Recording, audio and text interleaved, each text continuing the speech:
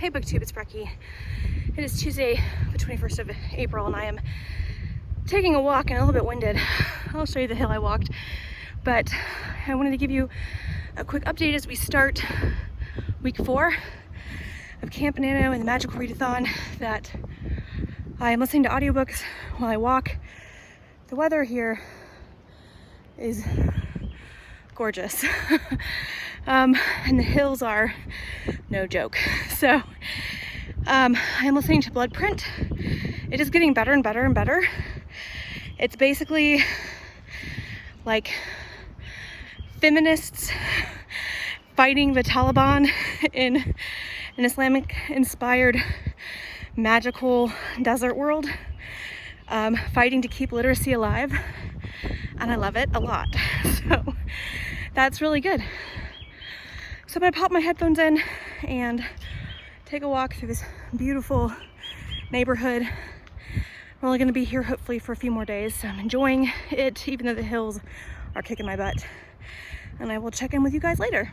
Good morning, it is April 21st, Tuesday, and it's time to wrap up this week for Camp NaNoWriMo and for the Magical Readathon. I just want to say I had a really good week. I am now at 11 hours log of my manuscript, my big, gorgeous adult fantasy. I'm technically ahead, so if I don't write for the next couple of days, I'm good. So all those free moments that I grabbed in little 10 and 15-minute increments, they added up. I had a couple of days where I wrote like 4 hours at a time, so I went from being behind, now I'm ahead. So Camp NaNoWriMo is going really well. I'm super excited about where I'm at and what I'm working on and everything that I'm doing. So I feel really good about that. As far as the Magical Readathon goes, I've completed another Owl. I just finished Pansy by Andrea Gibson. This is the 3rd book completed this week. I've also read The Green Witch and The Honeymooners this week. And so 3 books completed this week, plus Get a Life, Chloe Brown, 4 books in total. Last quarter, I only read 5 books. So I've almost read as many in this month as I've read in all of last quarter. So I'm getting out of a reading slump. The Owls are going really well. I feel really good about what I'm reading. This is either a 4.5 star or 5 star. I am not sure. I'm sitting with it. Like, did I love it enough to be a 5-star collection? Did I love it enough to be 4.5 star? I don't know, but it's really good. So this has been great. The writing has been great. It's been a really good, successful week, even though this relocation has been exhausting. My husband leaves tomorrow to bring our boys to see their mom for a few days, and so I'll be home here at the relocation site without him, with the babies, so I'm not going to get a lot of writing done, and I probably won't get that much reading done over the next 2 days, but that's okay, because I am ahead at least for Camp NaNo, which feels awesome, and I'm really where I want to be for the Owls. I don't have my poetry collections to keep working on those, but I do still have the Blood Print, which I'm making good progress on, and I am enjoying the more I read, and I do have a couple other fantasies that I brought with me, including the Blue Sword, which I need to finish. Hey all, it is the afternoon of Wednesday, April 22nd, and I have been home with the babies all day while my husband takes our boys to see their mom. I have been listening to the audiobook of The Blood Print, and I am now like 54% done, which is really exciting. It is a very exciting book. I'm really enjoying it. It has a lot of excellent Islamic and pre-Islamic Arabian mythology and language, and it's written by a Muslim author, so it's just really excellent, and I'm enjoying it a lot. So if you're looking for a desert fantasy, and certainly an underhyped fantasy, so far it's chef's kiss, at least 4 if not 5 stars. I'm really enjoying what's going on. I think the only thing I don't like about it is that there's a very strong female friendship between the 2 main characters, but they do talk a lot about boys and that gets irritating. But they're also warriors, and they fight bad guys and are on the quest for something awesome, and it's pretty great. As far as writing goes, because I've been home with the babies and I've been trying to do some of my job work from home, I am really behind on writing. I mean, not really behind. I'm exactly where I need to be as far as hours, but I have not been doing any writing.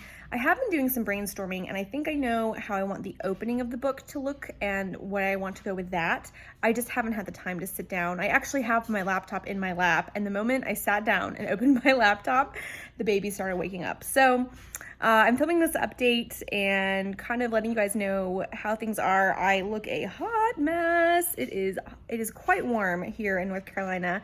I'll be looking forward to getting back to our home in Appalachia, in the Appalachian Mountain. But so far, today has been a really good day. I have had a lot of forward momentum, both in my reading and in my writing, and I am really excited because I was kind of slumpy in the beginning, but now I have a lot of speed, a lot of momentum, so I'm excited to see where the rest of the week goes. I will catch up with you guys soon. Bye. Good morning. It is Saturday, April 25th, and I am here for a update for my magical readathon and for my Camp NaNoWriMo. I haven't updated for the last couple of days because there hasn't been that much progress made on either front. I am continuing to listen to the audiobook of The Blood Print by Asuma Zehanat Khan, and I am loving it still. It is not the heaviest of books, but there are definitely a lot of heavier themes that are undercurrents, as you might imagine when your bad guy is the Taliban. I am enjoying it. It's a lot more political intrigue than I expected, and political intrigue surprisingly isn't my favorite, but I do like that she is mixing political intrigue with a lot of very fun adventure-y action stuff, and there's a hint of a romance, and it's really interesting. I think my only frustration is that there's so much happening behind the scenes that our main character knows that there's something happening, but she has no idea what it is, and we have no idea what it is. And I wish we had a little bit more insight into some of the political machinations that are leading to what's happening to our main characters. Anyway, really enjoying it, really excited about it, hoping to finish it up in the next week before the end of the month, obviously.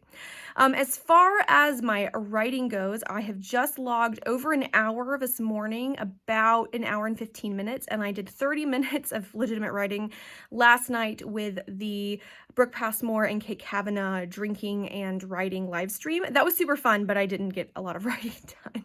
So I've got about 30 minutes of real writing done, and then this morning I've got about an hour and 15. So I'm going to try to put in at least another 30 minutes.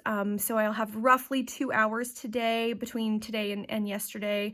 If I get more, great. If I don't, that's fine too. I am currently writing the opening scene, or what is going to function as my opening scene.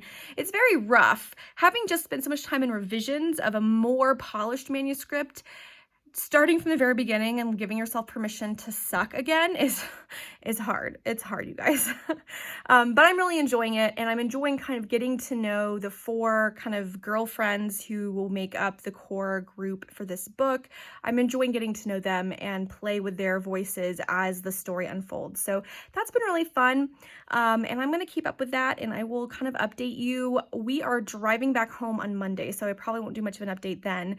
But yeah, so this is what we're working on, and hopefully just going to finish a couple of books and finish both Camp NaNoWriMo and the Magical Readathon strong. It was a slump in the beginning, but I've really picked up momentum, and I'm hoping to keep at it. BookTube and AuthorTube, it's Brekke, and it is Tuesday, the 28th of April. We are in the home stretch, last few days of the Magical Readathon and Camp Nano.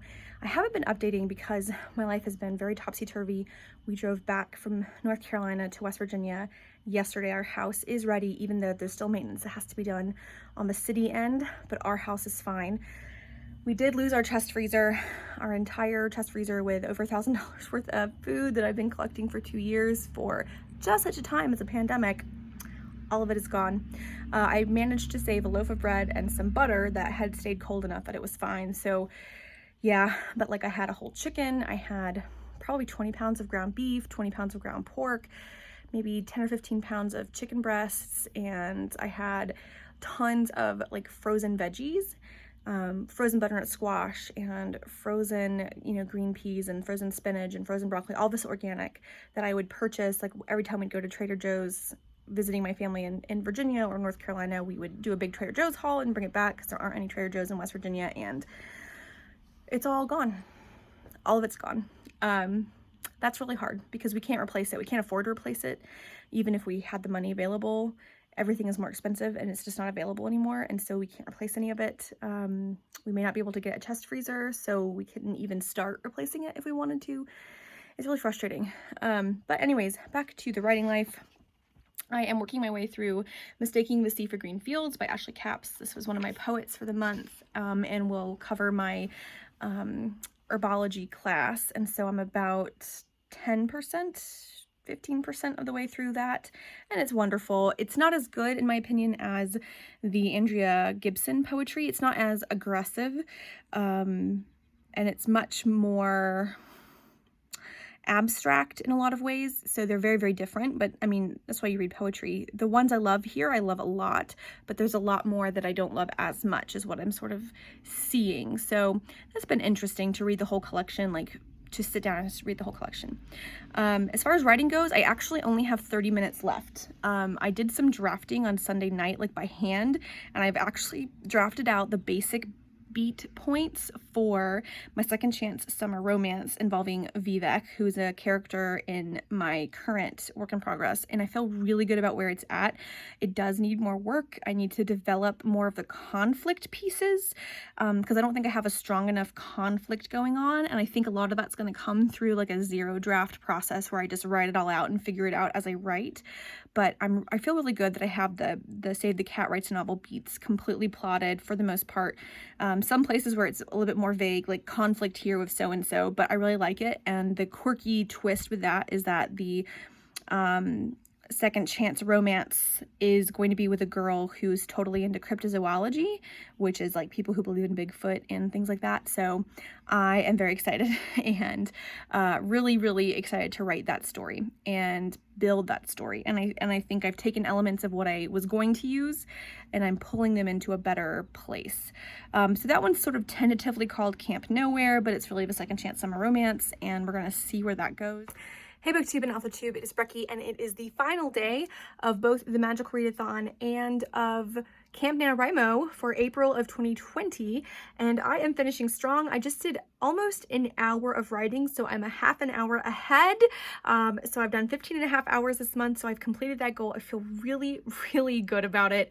Hooray. I just did a basic plot development and outline for a middle grade that I think might be the right thing to start writing next. I've had this big fantasy idea. I've had a sort of a rom-com idea, and honestly, I'm so worn out emotionally. I don't know that I can invest in those, but I have this really kind of all heart and fun and adventure-y middle grade that I think I really want to write, that's going to have gnomes and a hidden forest and all kinds of cool elements in it. I'm excited to start fleshing it out and start seeing where the thread of the story takes me. So I did it. I completed Camp Nano. As far as my Magical Readathon goes, I have like 5 poems left in the Mistaking for Sea for Green Fields collection, which I will finish tonight. And then I should have completed everything. I'm excited. I'll try to update you then and kind of give you a nice closeout for this vlog. And then of course I will do separate wrap-ups, one for Camp Nano and one for the Magical Readathon, so you can see exactly what I've read. But y'all, it was a struggle, and I had some ups and I had some downs. I just got the news that I didn't make it into the Write Mentor program, and I'm really bummed about it, but I completed this, and this readathon got me to get back into reading and to get back into the audiobooks. I've only made it halfway through the blood print, but I'm still really enjoying it. And I feel really good about everything I've read for the most part. And I've got back into writing, you know. I was able to totally draft, you know, get all of my plot beats out for a big, huge fantasy series, really, that came to me in a dream, a really vivid dream, and I'm really excited about where it can go, and I want to let it sit and rest for a while. I don't think I'm quite ready to write that yet, but I've got it, and I've got characters that feel real, and I've got some plot twists that feel really important and really real, and I'm excited about where they're gonna go. And I'm thrilled, honestly. I'm really thrilled, and I've got really good reading. I just feel like I'm in a good place. A much better place than I was at the beginning of the month, even though I'm disappointed that I didn't make it into Write Mentor. I'm disappointed that I didn't finish blood print, but those are small disappointments in the scheme of things. And I've got this middle grade, like I said, I just sat down. I'm staring at the messy kind of brain dump on my computer, and I feel great about it. I made my 15 hours. I succeeded. Booyah! It is 4:53 p.m. Eastern Standard Time when I am filming this. So anyways, I feel really great about it. I will try to film a little bit tonight to wrap up so that you can see what I read, and I will talk to you guys later. Hey everyone, I just want to do a quick ending of this vlog. I finished Mistaking the Sea for Green Fields by Ashley Capps, and this is the last one that I needed for my Magical Readathon. So I'm done. I've got one of the babies in my arms, and I will do a full wrap up of the month, everything I read and every single one of the challenges accounted for, and I will go over everything for my Camp NaNoWriMo as well. Hope you guys all had a really good month with your reading and your writing, and I'll check in with all of you later. Bye.